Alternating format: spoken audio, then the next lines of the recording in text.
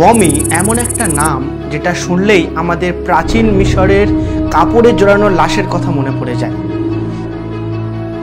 Mummy ইতিহাসের এমন একটা উপাদান যা এখনো পর্যন্ত ছোট হোক বা বড় সবার মনকে উদ্ভাসিত করে তোলে। কোনো একটা আকর্ষণের জাদুতে যেন আমরা মমি জিনিসটাকে আজও জানতে চাই, আজও পরীক্ষা করতে চাই।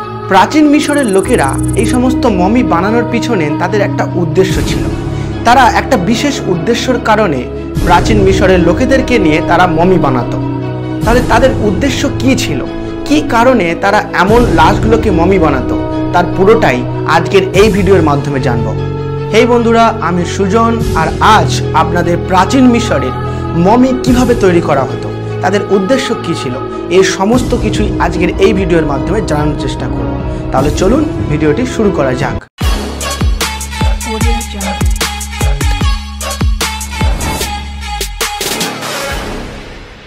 প্রাচীন মিশরের মানুষেরা মমি বানানোর পিছনে তাদের একটা বিশাল বড় উদ্দেশ্য ছিল। প্রাচীন মিশরের বড় বড় পণ্ডিত বা সমস্ত মানুষ মনে করতেন যে মৃত্যু মানুষের একটা মাধ্যম, যেটা মানুষকে এক লোক থেকে অন্য লোকে নিয়ে চলে যাবে। তারা এটাও মানত যে মৃত্যুর পর তাদের আরেকটা নতুন জীবন শুরু হয়। তাই মৃত্যুর পর মৃতদেহকে তারা একটা বিশেষ কৌশলের মাধ্যমে সুরক্ষিত করে রাখবে। হ্যাঁ বন্ধুরা, আর এই সুরক্ষা করার যে প্রক্রিয়া তাকে বলা হয় মমি করার প্রক্রিয়া। তাহলে চলুন বন্ধুরা, আপনাদের নিয়ে চলে যাওয়া যাক প্রাচীন মিশরের সেই জায়গা যেখানে মমি তৈরি করা হয়।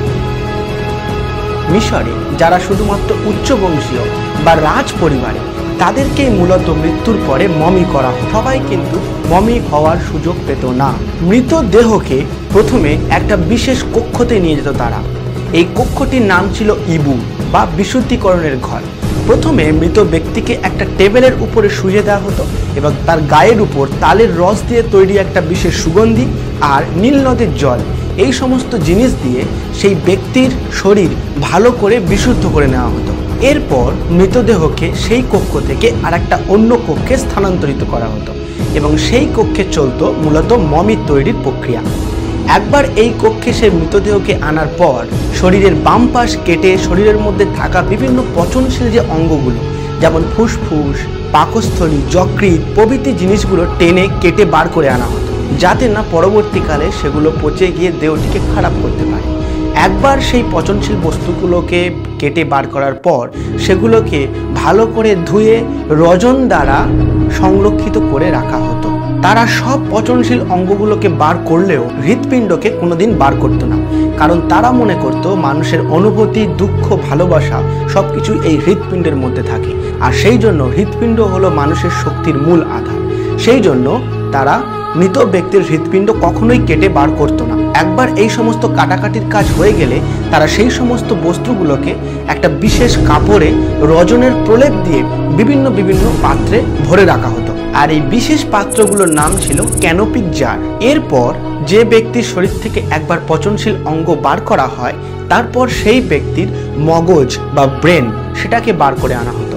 তারা এক বিশেষ প্রক্রিয়ায় হুক জাতীয় একটা জিনিস নাকের মধ্যে দিয়ে প্রবেশ করিয়ে সেখান থেকে একটা বিশেষ কায়দায় মাথার যে ব্রেন হতো সেটাকে টেনে বার করে আনা হতো, কারণ তারা বিশ্বাস করত মানুষের যত খারাপ কাজ এই ব্রেনই করায়। তাই তারা মানুষের দেহ থেকে ব্রেনটাকে টেনে বার করে দিত এবং সেটাকে কিন্তু কোনোভাবে সংরক্ষিত করা হতো না, সেটাকে ফেলে দেওয়া হতো। মৃত ব্যক্তির দেহ কেটে বিভিন্ন অঙ্গ প্রত্যঙ্গ বার করার পর তার শরীরের মধ্যে একটা ফাঁকা জায়গা তৈরি হতো, আর এই ফাঁকা জায়গাটা ভরাট করার জন্য তারা একটা বিশেষ প্রক্রিয়ার মাধ্যমে সেই জায়গাগুলোকে পরিপূর্ণ করে তুলত। যেমন তারা এর মধ্যে কিছু ধুনো, কিছু রজনে ডোবানো পাট ইত্যাদি দিয়ে সেই ফাঁকা জায়গাগুলোকে ভরাট করে দিত। একবার সেই ভরাট করার প্রক্রিয়া শুরু হয়ে গেলে তারপরে সেই মৃতদেহকে একটা লবণের মধ্যে চাপা দিয়ে রাখা হতো। সেই লবণের নাম হলো ন্যান্ট্রন লবণ। এই লবণ এমন একটা লবণ যে শরীরের চামড়ার কালার অপরিবর্তন রাখে, কিন্তু শরীরের মধ্যে সমস্ত জলীয় জিনিস শুষে নেয়, ফলে দেহটা দেখতে অনেকটা শুকনো কাঠের মতো হয়ে যায়। আর এই প্রক্রিয়া চলতে প্রায় 40 দিন সময় লাগে। 40 দিন পর সেই দেহটি যখন পুরোপুরি ভালোভাবে শুকিয়ে যেত, তখন সেই দেহটিকে আরেকটি কক্ষতে নিয়ে আসা হতো এবং সেই কক্ষে আনার পর শরীরের যে অংশে কাটা হয়েছিল সেই কাটা অংশে রজনের প্রলেপ লাগিয়ে সেখানে সেলাই করে বন্ধ করে দেওয়া হতো। আর এর ঠিক পরে পরেই শুরু হতো মমি তৈরির আসল যে প্রক্রিয়া, মানে ব্যান্ডেজ করার প্রক্রিয়া। লিনেনের পাতলা কাপড় দিয়ে মৃতদেহের এক প্রান্ত থেকে অন্য প্রান্ত অর্থাৎ মাথা থেকে পা পর্যন্ত সমস্ত অঙ্গকে বারবার ব্যান্ডেজ দিয়ে প্রলেপ দেওয়া হতো। শুধুমাত্র একবার দিয়েই কিন্তু তারা শেষ করতো না, তারা প্রত্যেকটি অঙ্গতে একের পর এক বারবার ব্যান্ডেজ করতে থাকে। এই ব্যান্ডেজ করার কাজটা চলতো 1 থেকে প্রায় 2 সপ্তাহ। শুধুমাত্র তাই নয়, তারা যখন এই ব্যান্ডেজ করত তারা তখন সবাই মিলে কোনো একটা দুর্বোধ্য ভাষায় মন্ত্র উচ্চারণও করত। এরপর একসময় যখন এই ব্যান্ডেজ করার প্রক্রিয়ার কাজ সম্পূর্ণ হতো, বুক অফ ডেথ নামক একটা বই থেকে বিশেষ একটা মন্ত্র প্যাপিরাসের কাগজে লিখে সেই মৃতদেহের বুকে আটকে দিত। এরপর সেই মৃতদেহকে একটা শক্তপোক্ত কফিনের মাধ্যমে ঢাকা দেওয়া হতো। শুধু তাই নয়, ঢাকা দেওয়ার পর যে ব্যক্তিকে ঢাকা দেওয়া হতো সেই ব্যক্তির মুখের আদলে তৈরি একটি ছবি সেই কফিনের ওপর মেরে দেওয়া হতো। শুধু তাই নয়, কফিন বন্ধ করার আগে সেখানে নানা প্রকারের খাবার, বিভিন্ন স্বর্ণ মুদ্রা এবং নানা রকমের জামা কাপড়, আসলে যেগুলো সেই মানুষের পছন্দময় জিনিস, সেগুলোকে ওই কফিনের মধ্যে রেখে দেওয়া হতো। এছাড়াও সেই ব্যক্তির কোনো পোষা বিড়াল বা কুকুর যদি থাকতো বা কোনো প্রাণী থাকতো, তাহলে তাকেও মমি করে ওই কফিনের মধ্যে দিয়ে দেওয়া হতো। সেই জন্য আপনারা দেখে থাকবেন কখনো কখনো কোনো মমির কফিন থেকে মমি করা বিড়াল বা কুকুরও উদ্ধার হয়। এটাই হলো এর কারণ তারা বিশ্বাস করত মৃত্যুর পর যখন সেই ব্যক্তি অন্য জগতে যাবে তার যেন কোনো রকম অসুবিধা না হয়, সেই জন্য তার পছন্দের সমস্ত জিনিস ওই কফিনের মধ্যে চাপা দেওয়া হতো। এত কিছু করার পর সেই কফিনের মুখ ভালোভাবে আটকে তাকে একটা বিশেষ সুরক্ষিত স্থানে রেখে দেওয়া হতো। আর যদি সেটা কোনো উচ্চ বংশীয় বা বিশাল বড় একজন রাজার মমির কফিন হয়, তাহলে তার উপরেই গড়ে উঠত পিরামিড। এইভাবেই কিন্তু মিশরের সমস্ত যারা উচ্চ বংশীয় রাজা বা বিভিন্ন সদস্যরা থাকতো, তাদের মৃত্যুর পর তাদেরকে মমিতে রূপান্তরিত করা। তো বন্ধুরা, এই ছিল মিশরের মমি করার কিছু রহস্য।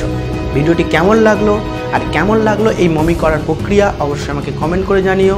আর চ্যানেলে নতুন হলে অবশ্যই প্লিজ একটা লাইক করে সাবস্ক্রাইব করে দিয়ে যেতে ভুলবেন না কিন্তু।